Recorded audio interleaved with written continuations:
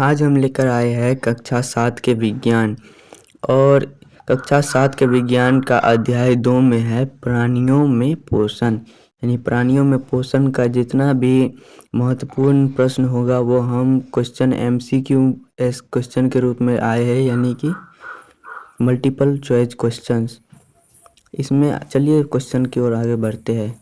पहला क्वेश्चन है, हमारी छोटी आंत की लगभग लंबाई होती है। ऑप्शन है 7.5 मीटर, 4.5 मीटर, 10 मीटर और 2.5 मीटर। तो हमारे छोटी आंत की लगभग लंबाई होती है वो है 7.5 मीटर।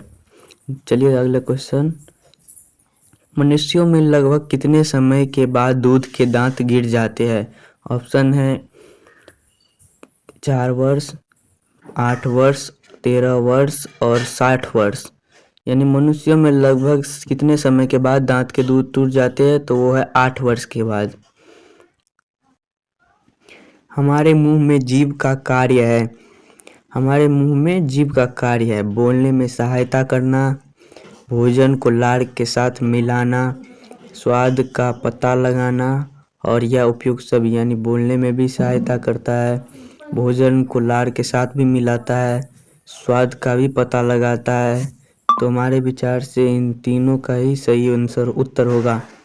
इसलिए होगा क्योंकि मुंह जीभ का कार्य है मुंह में उपयुक्त सभी, क्योंकि सारे चीज़ का काम यही करता है। अगला क्वेश्चन है, हमारे आहार नाल का सबसे चौड़ा भाग है। हमारे आहार नाल में सबसे चौड़ा भाग है। ऑप्शन में है आमाशय, रुद्रांश, बृहदांत्र और ग्रसिका। यानी आहार नाल का जो सबसे चौड़ा भाग है वो होता है आमाशय, यानी आमाशय इसका सही आंसर होगा। मनुष्य के आमाशय में कौन सा अम्ल का स्राव होता है। मनुष्य के आमाशय में पहला ऑप्शन है नाइट्रिक अम्ल, हाइड्रोडिक अम्ल, टार्टरिक अम्ल और सल्फ्यूरिक अम्ल। यानी मनुष्य के आमाशय में हाइड्रोक्लोरिक अम्ल का स्राव होता है। आहार नाल के किस भाग के द्वारा जठर रस का स्राव होता है। ऑप्शन है आमाशय, दूसरा है क्षुद्रांश, तीसरा है बृहदांत्र और चौथा है ग्रसिका। यानी कि आहार नाल के किस भाग द्वारा जठर रस का स्राव होता है, तो वो है आमाशय। नेक्स्ट क्वेश्चन है, मनुष्य में आहार नाल का सबसे लंबा भाग है। ऑप्शन है ग्रसिका, छोटी आंत, बड़ी आंत और आमाशय। यानी आहार नाल का सबसे लंबा भाग है छोटी आंत।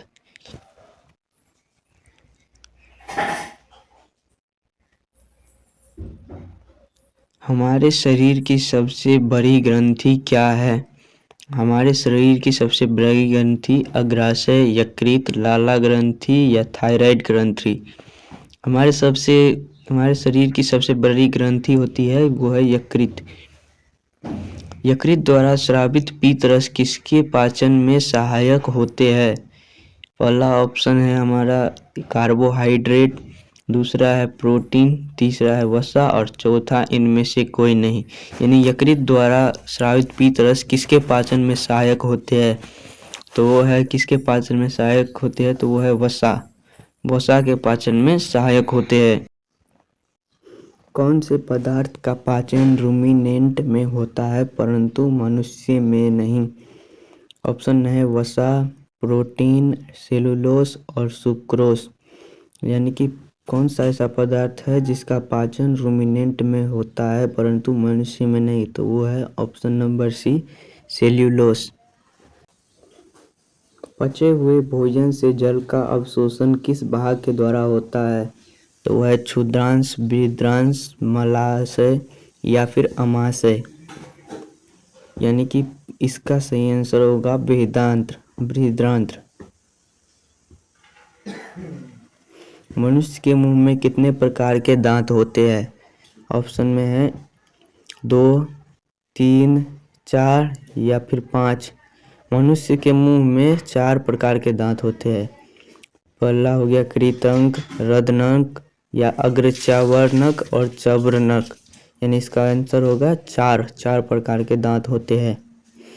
पाचन क्रिया में प्रोटीन किन पदार्थों में बदल जाते हैं। पाचन क्रिया में प्रोटीन वसा अम्ल में या फिर एमोनी अम्ल में या शर्करा में या ग्लिसरॉल में। पाचन क्रिया में ये एमोनी अम्ल में बदल जाते हैं एमिनो अम्ल में। पाचन क्रिया में वसा किन पदार्थों में बदल जाते हैं। अब इसमें पूछ रहा है वसा, यानी वसा अम्ल में, ग्लिसरॉल में या उपयुक्त में से दोनों या इनमें से कोई नहीं। तो यानी पाचन क्रिया में जो होता है पदार्थ वसा अम्ल में भी बदल जाते हैं और ग्लिसरॉल में भी। तो इसका आंसर हो गया उपयुक्त में से दोनों। अगर वीडियो अच्छा लगे तो चैनल को सब्सक्राइब कर दीजिएगा और वीडियो को लाइक कर दीजिएगा और कमेंट में बताइएगा कि अब अगला बार किस चीज़ का हो।